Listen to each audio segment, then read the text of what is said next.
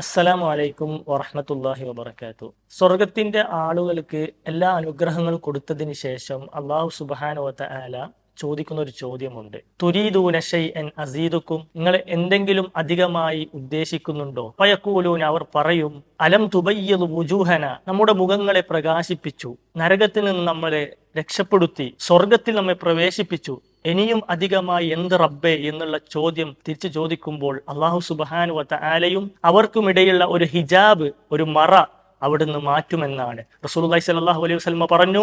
ആ മറ മാറ്റിയതിന് ശേഷം നേരിട്ട് അള്ളാഹുവിനെ അവർ കാണുന്ന ഒരു രൂപമാണ് റസൂലുള്ളാഹി സ്വല്ലല്ലാഹു അലൈഹി വസല്ലമ നമുക്ക് വിശദീകരിച്ചത്.